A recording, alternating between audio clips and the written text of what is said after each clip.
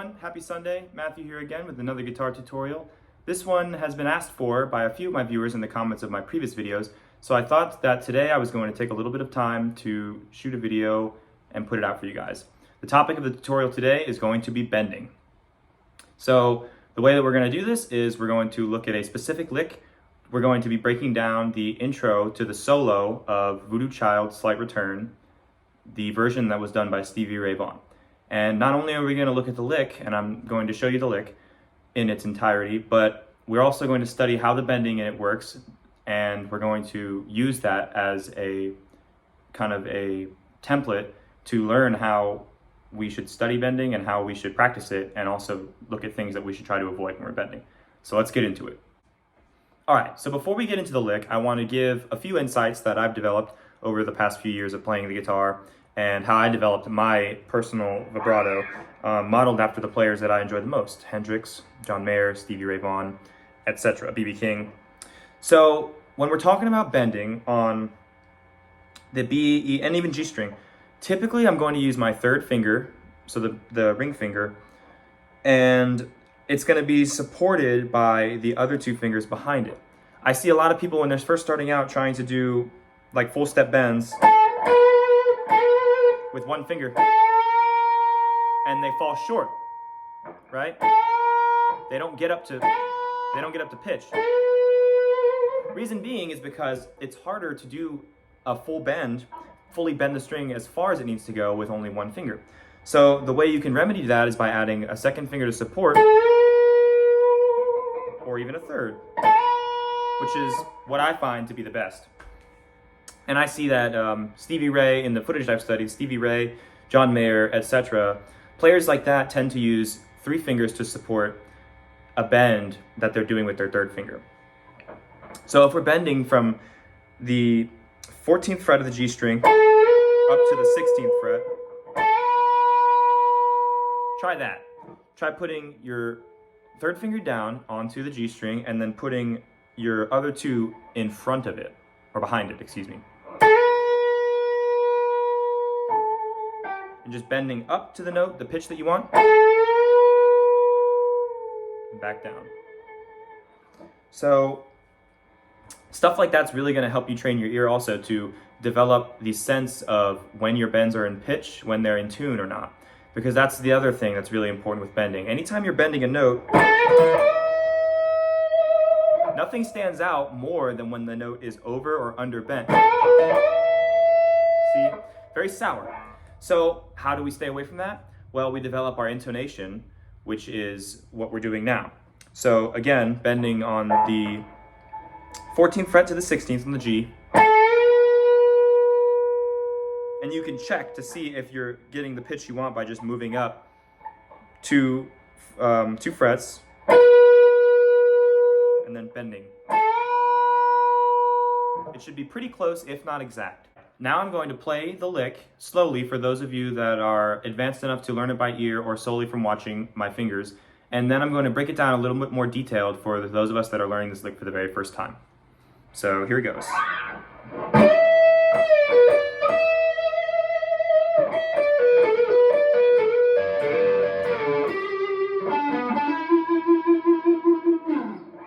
And once more.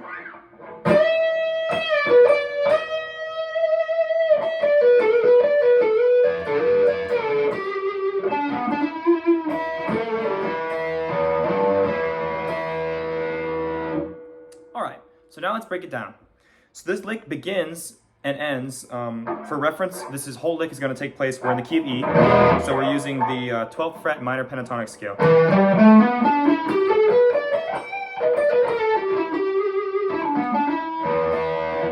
Alright, so now that we've got that out of the way, let's get into the lick. So we're going to start with our third finger doing a big bend on the 15th fret of the B string all the way up to the 17th fret. So we're gonna go, and using, like I showed you earlier, the two fingers behind it to support it and also aid in the strength, bending that B string all the way up. Right, so that's the first note. Then we're gonna strike the B string again while we're already at the top of the bend, holding it, and bring it back down. This is what's known as a pre-bend. So I'll demonstrate. So the first note goes. Then we hit it again and bring it back down. Pre-bending. So pre-bending is just when you bend the string up and then you hit it. So again, from the start, it's cool. And then you bring it back down. Then you're playing the 12 of B with your first finger. And then after that, you're just going to do the same bend again from the 15th fret of the B up to the 17th fret. So what we've got so far should sound a little bit something like this.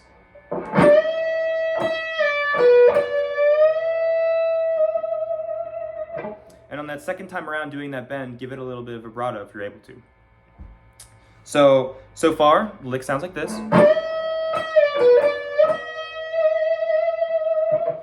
Then after that, we're going to do a descending pentatonic run in this same pentatonic pattern.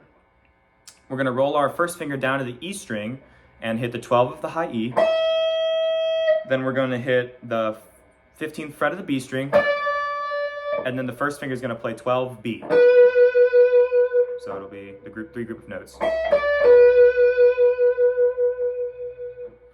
So far, all the way in, what we learned is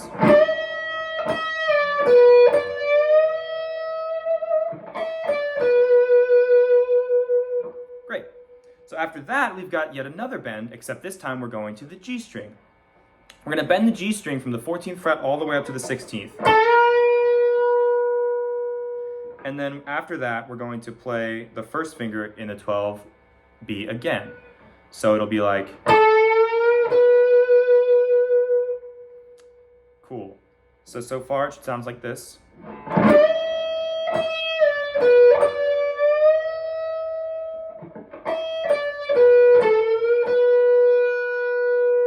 Great. Then the next note we're going to play is the 15th fret of the B string. We're going to do a pull off. So it should be kind of that signature Stevie Ray Vaughan lick. So that's basically the whole lick, and then after that we do two more bends. So let's play the whole thing slowly together, starting on the 15th fret of the B string, bending up, pre-bend, descend. That's when we do the pull off. We do our bend on the G string, play the B string, and then we play 15B, but then we pull off back again to 12B. Next, we're going to do a full step bend again on the same fret, 14G up to 16. Except this time we're going to catch the B string in the 15th fret while we're at the top of that bend with our third finger. So our third finger is going to be playing on the G string, and our fourth finger, our pinky, is going to be catching the 15th fret of the B string in that bend. So I'll demonstrate. That's a pretty cool, like a unison bend type of thing going on. So we're going to do that twice at the end of the lick. So after the pull off portion, you bring it back down and you do it once more. So let me play through the full thing again.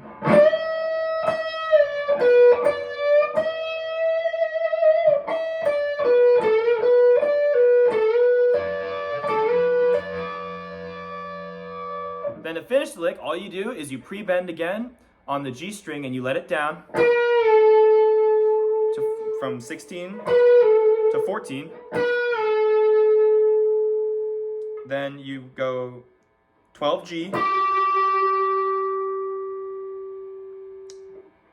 14D, and then 12G again. Sorry. So that three sequence of notes is.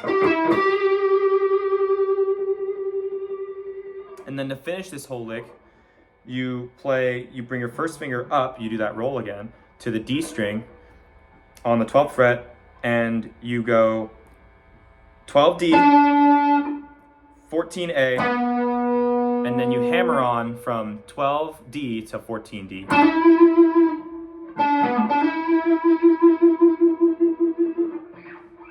So let's look at that again from the start. Big bend on the 15th fret, pre-bend, same big bend again, descending pattern, bend in the G. We're doing our 2 bends in the G string now, pre-bending the G, letting it down,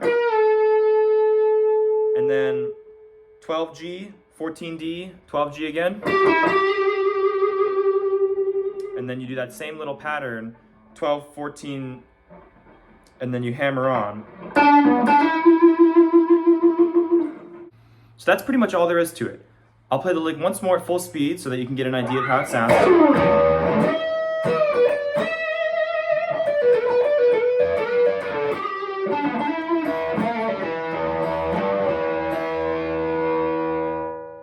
And that's pretty much it. So this is definitely what I would consider to be an intermediate to an advanced level lick. However, the sooner that you start doing stuff like this and playing licks like these, even as someone who's first starting out, the better that you're going to get in a shorter period of time, and you're going to develop things like not only your physical capabilities on the guitar, but your ear and your intonation. Furthermore, the reason that we practice bending and licks like this that incorporate bending on multiple strings is to build your muscle memory, because like I mentioned earlier, muscle memory is just as important because, for example, the B string is thinner than the G string, so that it is easier to overbend because you don't need to push as much on the thinner string to bend it to pitch. So just taking all those things into account when you're practicing this are good rules of thumb to have and will aid you in your future guitar playing. I hope you all enjoyed this video. Please leave a thumbs up and a comment with any constructive criticism that you have. I'm looking forward to seeing you guys for the next one. All right, peace out.